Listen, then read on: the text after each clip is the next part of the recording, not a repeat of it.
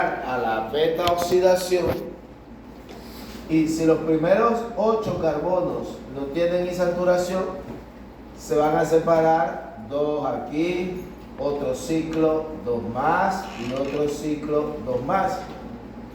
Ahí van a salir, fíjate, 3 acetilcoenzima A, 3 ciclos. Cuando llega a la primera insaturación, al primer doble enlace, allí es donde cambia la beta oxidación entre un ácido graso saturado de uno insaturado. Allí entra una enzima diferente. Ese ácido graso generalmente tiene su doble enlace en posición cis. Entonces necesitamos una enzima isomerasa que los convierta a la posición trans para que quede como en el caso original. ¿Se acuerdan que acá? El segundo paso, cuando se formaba el doble enlace, ¿dónde está? Ahí. Quedaba un doble enlace en posición trans. Entonces, el ácido graso insaturado tiene su doble enlace en posición cis. Entonces, ocurre la beta oxidación hasta llegar allí. La primera enzima lo único que hace es cambiar la posición de los hidrógenos a posición trans para que quede de esta forma y pueda continuar la beta oxidación. Así que allí entra una enzima diferente. Se llama enoilcoenzima A, isomerasa. Isomerasa porque lo único que hace, repito, es cambiar los isómeros. Acuérdense que cis y trans son isómeros geométricos, moléculas igualitas pero que su geometría es diferente. Profe, la isomerasa puede hacer lo mismo pero al revés, o sea, pasarla de trans a cis. Sí, pero es que la mayoría, los ácidos grasos insaturados todos vienen con el doble enlace en posición cis. Entonces, cuando ya se pasa a la posición trans, entonces continúa la beta oxidación hasta terminar de romper, dependiendo de los ciclos que sean necesarios. Si tiene 12 carbonos, pues ahí van a salir 2 más, 2 más, 2 más. Lo mismo que vimos en la parte anterior. La única diferencia es esta enzima, isomerasa. ¿Ok? ¿Perdón? A los hidrógenos del doble enlace. Estos hidrógenos están en posición cis. Recuerden, química orgánica, posición cis, los hidrógenos están hacia el mismo plano, o hacia arriba o hacia abajo. Posición trans significa que este hidrógeno o pues queda hacia abajo, así. Quedan en posición trans. Y eso tiene que hacerlo para que queden en la posición original y pueda seguir el proceso de la beta oxidación, dependiendo de cuántas vueltas sean necesarias. Y el último caso es cuando el ácido graso tiene número de cadena impar. ¿Qué pasa cuando la cadena es impar? Bueno, si la cadena es impar, no se va a partir la molécula de 2, 2. Al final va a quedar uno de 3. Si tú tienes 14, por ejemplo, 1, 2, 3, 4, 5, 6, 7 y 8. Vamos a hacerlo con 8. Si tú tienes con 8, se van 2. Le voy a poner el noveno para que sea impar. Se van 2, se van 2. Se van 2 y al final te queda uno de 3. Esa molécula de 3 que se forma se llama propionil o propionato. Propionato. Entonces, al final se producen 3 acetilcoenzima A y una molécula de propionato. A ver, ¿qué recuerdan del semestre pasado del propionato?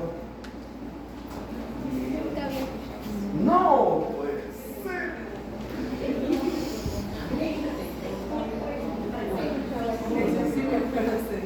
¿Se acuerdan? ¿Se acuerdan? Sí, sí. No, del diagrama sí me acordaba de lo visto, de lo demás no. Ah, sí. De lo demás sí te acuerdas. La profesora sí te algo de eso. Ciencia. Sí, Yo sé que quiero. Por ahí iba la Sí, te quisieron desde el principio de un tema que yo te había dado. No te importa.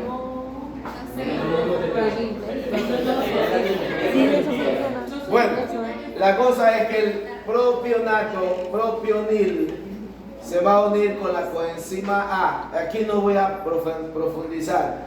Lo cierto es que el propionil va a entrar al ciclo de Krebs porque por varios procesos, aquí dos detalles importantes que quiero mencionar es que, por ejemplo, esta enzima requiere un cofactor que es la biotina. La biotina es la vitamina, algunos llaman vitamina B7, algunos simplemente biotina. Y en el otro caso, también se necesita como coenzima la vitamina B12. Las menciono porque, como ustedes van a, una de las charlas que voy a empezar a programar son las de las vitaminas. Quiero mencionarlo porque los grupos que le toquen estas vitaminas, ahí esos grupos deben profundizar un poquito más en esta parte. Al final, ese propionil se va a convertir en succinil coenzima A. Y aquí es donde quiero profundizar. El succinil coenzima A. ¿A dónde va a dar?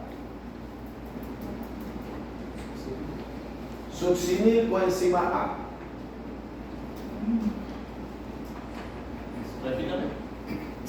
El succinil coenzima A, ¿en dónde queda? ¿Dónde han visto eso? Ah, sí, eso se da en el ciclo de Krebs. Ciclo de Krebs. Sí, creo que se da la unión de. La primera etapa del ciclo de Krebs. La coenzima A se condensa con el succinil coenzima A y me produce citrato. No bailar una cancioncita, se condensa el succinil coenzima A con el succinato. Bueno, estos ácidos grasos del número impar van a quedar directamente en la cadena de transporte de electrones, en el ciclo de Krebs. Ok, bueno, espérate, me faltan dos cositas. Sí, me faltan. Me faltan 5 diapositivas. ¿Y cuántos minutos? Me faltan 5 minutos. Faltan 5 minutos, ya no vamos. Ya no vamos. Vamos a terminar eso. Vamos a terminar esto. Ok. Otra cosa. Una diferencia aquí. La beta-oxidación de los ácidos grasos no solamente ocurre en la mitocondria, también ocurre en los peroxisomas. ¿Qué son los peroxisomas? Otro organelo celular. Pero la característica de los peroxisomas es que este organelo contiene una gran cantidad de enzimas, y una de las enzimas que contiene en gran cantidad es la catalasa. ¿Y cuál es la función de la catalasa? A ver, ¿catalizar qué? ¿Convertir qué? ¿Qué reacción?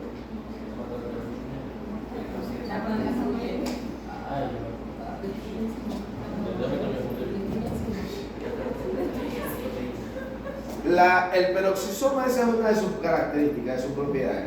El peroxisoma es un sistema de eliminación de desechos de la célula. Bueno, la catalasa es una enzima que contiene todas las células de nuestro cuerpo, y esa enzima convierte el peróxido de hidrógeno en agua y salen burbujitas. Y cuando usted se cortaron, su mamá no le echó agua oxigenada y si salían burbujitas se estaba sanando. Lo que usted está destruyendo su célula. Dime. Convertía peróxido al agua. Sí, convierte el peróxido de hidrógeno en agua. Y tú le agregas peróxido, la catalasa lo convierte en agua para protegerse, porque el peróxido de hidrógeno, toda célula de nuestro cuerpo produce peróxido de hidrógeno. Y el peróxido de hidrógeno es altamente dañino en el cuerpo. Entonces, la catalasa lo agarra y lo convierte en agua de una vez. Entonces, en el peroxisoma se lleva a cabo la beta-oxidación igualita, solamente que en la primera etapa, la primera reacción, los electrones que captura el FAT son llevados al oxígeno para convertirlos en peróxido de hidrógeno, y la catalasa que está allí lo convierte en agua. Entonces, Es la única diferencia. Entonces hay un acetilcoenzima menos, ¿no? ¿Cómo? Hay un acetilcoenzima menos, ¿o no? No, solamente la única diferencia es que el FAT, en vez de llevar los electrones por la cadena de transporte de electrones hasta hasta llevarlos al complejo 2, esos electrones se convierten en peróxido de hidrógeno. Entonces esos electrones se pierden. Sí, Y no se dan los... eso se pierde porque se convierten en agua. Al final quedan convertidos en agua. Entonces, ese FADH que debería convertirse en 1,5 ATP no se convierte en 1. No, allí no. Entonces se pierde un poco. Se pierde un FAT, una vuelta. Bueno, sí, un FAT de la primera vuelta. Bien, terminamos aquí. Los cuerpos cetónicos. ¿Qué son los cuerpos cetónicos? Bueno, oye, no puse ninguna imagen aquí, ya estaba cansado. Ya estaba cansado ahí.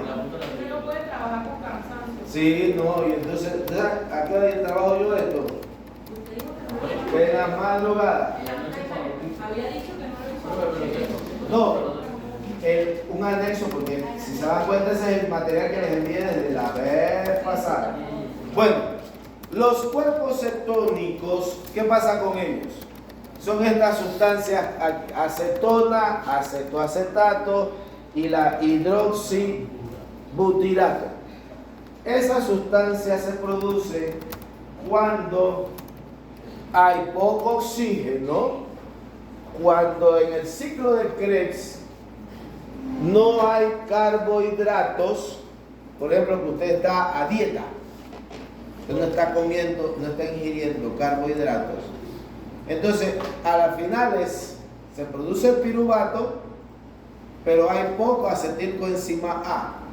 Entonces, la ruta metabólica se desvía en estas situaciones de inanición, de poca comida, o en los casos de la diabetes. El oxalacetato se consume y a las finales se producen estas sustancias: acetona, acetoacetato, dihidroxibutirato. Entonces, ¿qué hay que mencionar con respecto a ellos? No voy a profundizar en las reacciones metabólicas. Lo que sí voy a mencionar, y que creo que debieron haberlo visto, es que el músculo cardíaco y el cerebro, en casos extremos, es capaz de utilizar cuerpos cetónicos como fuente de energía. Eso lo mencionaron, tuvieron que haberlo visto. Por ejemplo, esa era una de las razones por las que cuando uno deja de comer carbohidratos se pierde peso. Obviamente, si uno no come o no ingiere carbohidratos, las vías metabólicas, por ejemplo, cuando tú no comes carbohidratos, el páncreas no libera insulina. Y la insulina es la que provoca la síntesis de triglicéridos en el hígado. Es decir, por default, como dice uno, al comer azúcar, el hígado sintetiza ácidos grasos. Esa síntesis se la voy a mandar de tareita. Ok, vamos a parar allí. Antes que se vayan, veo la asistencia de los que llegaron tarde para no dejarlos con ausencia. Que yo vine a montarse en el metro vestido así.